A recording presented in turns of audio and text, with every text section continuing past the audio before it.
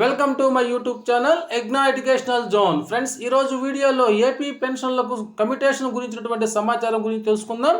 40% commutation రెండవసారి కుదరదు. ఆ వివరాలు ఏంటో ఒకసారి ఈ వీడియోలో చూసేద్దాం. చూసే ముందుగా ఫ్రెండ్స్, మన ఛానల్లో ఏపీ ఉద్యోగులు, ఉపాధ్యాయులు పెన్షన్లకు సంబంధించినటువంటి జీతాలు, డిఏ, ఐఆర్ మరియు పెన్షన్ల సమాచారం ఎప్పటికప్పుడు అందజేయబడుతుంది. అటువంటి సమాచారం మీకు కావాల్సినట్లయితే వెంటనే మన ఛానల్ని సబ్స్క్రైబ్ చేసుకోండి. అదేవిధంగా వీడియో మీకు నచ్చినట్లయితే ఒక లైక్ చేసి మన ఛానల్ని సపోర్ట్ చేస్తారని ఆశిస్తూ, ఇక విషయానికి వచ్చినట్లయితే ఉద్యోగికి లభించే పింఛన్ నుంచి 40% పెంచకుండా ఒకేసారి నియమ నిబంధనల మేరకు ఏకమొత్తంగా అతను నగదుగా మార్చుకునే పద్ధతినే కమ్యుటేషన్గా పరిగణిస్తారు. ఈ పద్ధతి 1/4/1999 నుంచి అమల్లోకి వచ్చింది. 1/4/1999 తేదీన కానీ అటు తర్వాత కానీ పదవి విరమణ కానీ లేదా చనిపోయిన ఉద్యోగి విషయంలో కానీ ఈ సూత్రం వర్తిస్తుంది అనేది జీఓఎంఎస్ నంబర్ 158 FNP 1/4/1999 ప్రకారము. ఇక శాఖాపరమైనటువంటి న్యాయస్థానాల్లో కానీ ఆ ఉద్యోగిపై ఉన్నటువంటి క్రమశిక్షణా చర్యలు అపరిష్కృతంగా ఉన్నట్లయితే వారికి కమిటేషన్ అనేది మంజూరు చేయబడదు.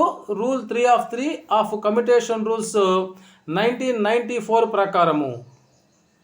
ఇక కమిటేషన్ కోసం ప్రత్యేకంగా దరఖాస్తు చేసుకోవడం అవసరం లేదు. ప్రభుత్వము జీఓఎంఎస్ నంబర్ 263 నవంబర్ 23, 1998 ద్వారా నిర్దేశించిన పింఛన్ ఫారంలోనే పింఛన్తో పాటు కమిటేషన్ కూడా తెలియజేయవచ్చు అనేది జీఓఎంఎస్ నెంబర్ 356 FNP నవంబర్ 28, 1989 ప్రకారము.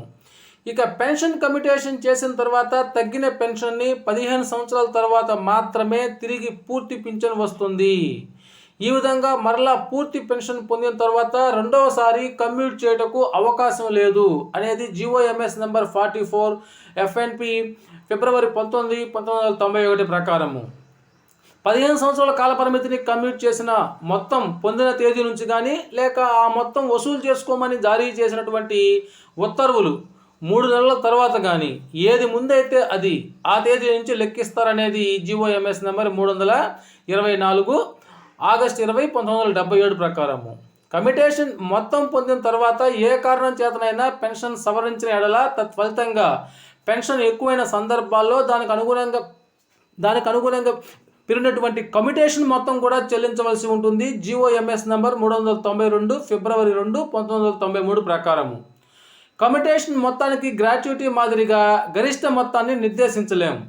ఎంత మేరకు అర్హులో అంతవరకు మాత్రమే పొందడానికి అవకాశం ఉంటుంది. ఓకే ఫ్రెండ్స్, ఇది సమాచారం. మీకు నచ్చినట్లయితే ఒక లైక్ చేయండి. Thank you.